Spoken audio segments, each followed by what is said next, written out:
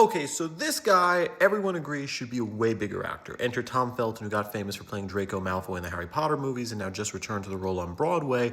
But at the same time, in the last 15 years since Harry Potter has ended, he really hasn't done that much with his career, and I'm just wondering what the hell ruined him.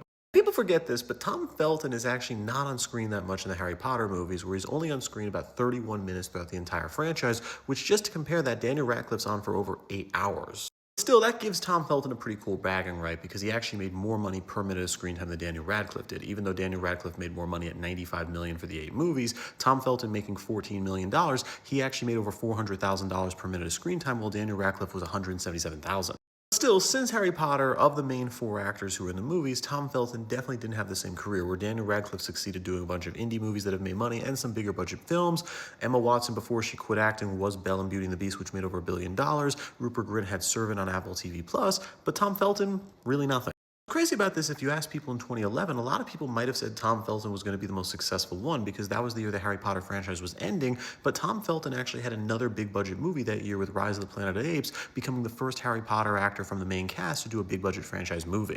The problem is that movie, even though it was a hit, I think actually really hurt Tom Felton's career, because this is the year he is ending the Harry Potter franchise and he has to do something different than Draco, but they put him in this movie and he just plays Draco Malfoy. He's the nephew of this wealthy guy who owns this place that mistreats animals, and all he does is go in there and beat monkeys and treat them like absolute trash. So yeah, he's just Draco again in a different form.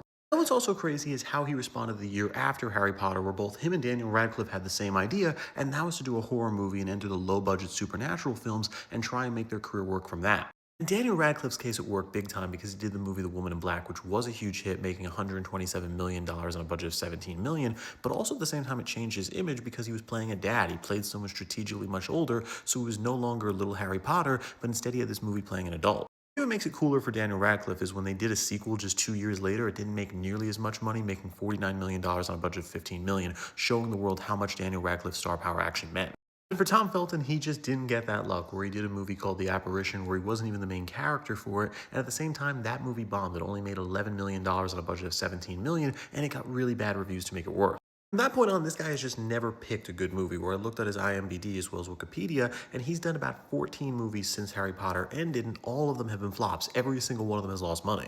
Because the movie world wasn't working for him, he tried to move to TV with The Flash, where he did 17 episodes there, but I think that actually hurt his career as well. The reason I think that was a mistake is he did the same exact thing Mark Hamill did, where he literally went on the show The Flash playing the trickster in 1990, but a lot of people made fun of him for it, saying he's no longer a serious actor in movies because he's doing a minor role in a TV show. Honestly, I just think that role was a bit beneath him, where he should have been playing a superhero or a supervillain and not just a sidekick. He's on Broadway now, and I hope this starts to come back, but with that, I'm Charles Prosser.